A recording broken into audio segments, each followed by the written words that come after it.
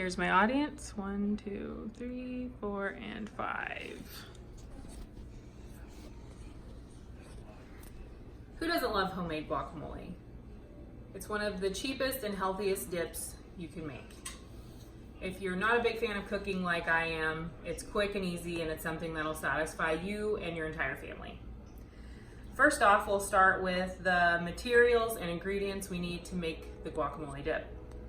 So we'll start off needing a cutting board, a knife, spoon, fork, large mixing bowl, and then for the ingredients we'll need salt, pepper, we'll use 1/4 of an onion, 3 Roma tomatoes, 2 cloves of garlic, and then I've already mashed up 5 avocados, but my recipe calls for 6.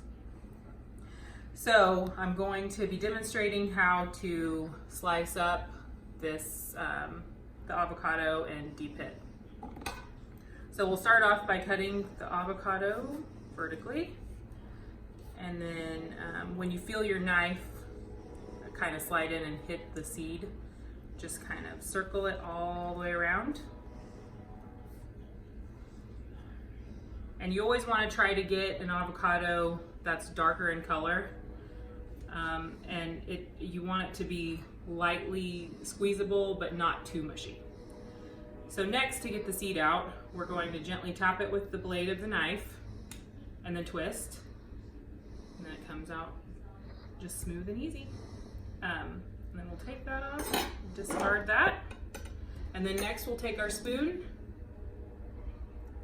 and get the insides of the avocado out and place them in the bowl with the other 5 avocados.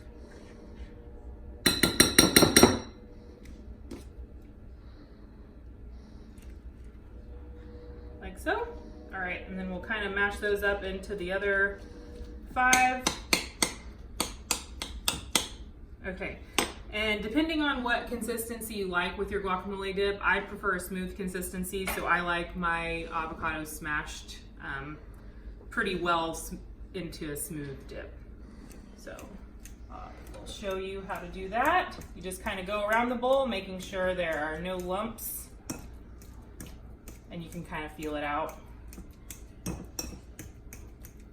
Okay, now that we have that all mixed in together, we'll go ahead and get our onion.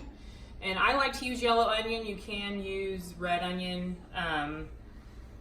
but I prefer yellow because it has a little bit more bold flavor. And I also like my onion diced pretty little.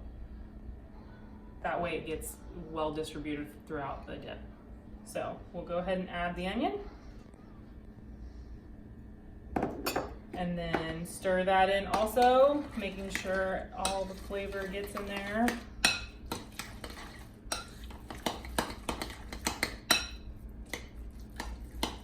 Okay, next the Roma tomatoes I chop up in about, they're about 1/2-inch chunks. I like to use Roma tomatoes because they're little and they kind of have a little bit more flavor than sometimes the larger tomatoes do.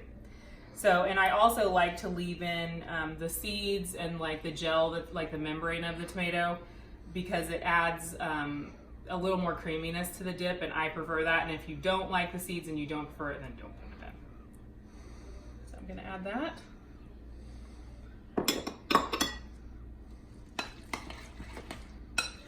And mix the tomato in.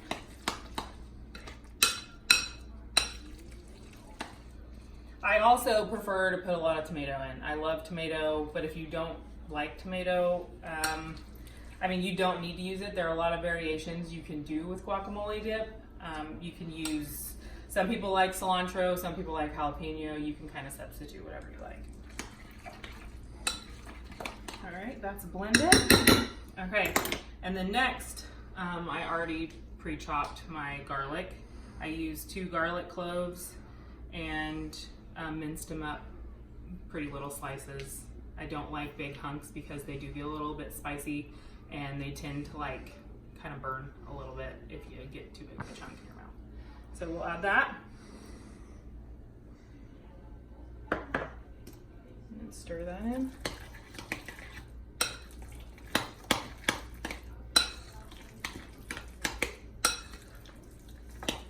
Okay, now that that's all stirred in, we have all the ingredients in there except for the salt and pepper.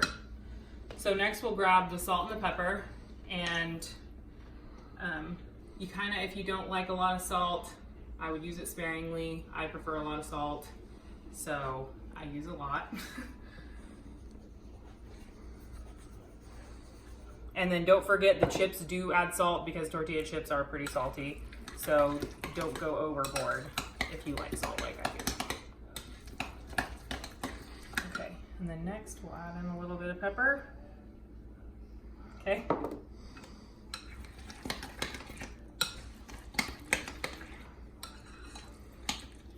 And then also you can add in lemon juice if you like. It is a preservative. It'll help it from browning if you're not going to, if you're going to be taking it to an event or Super Bowl or whatever you're going to be doing.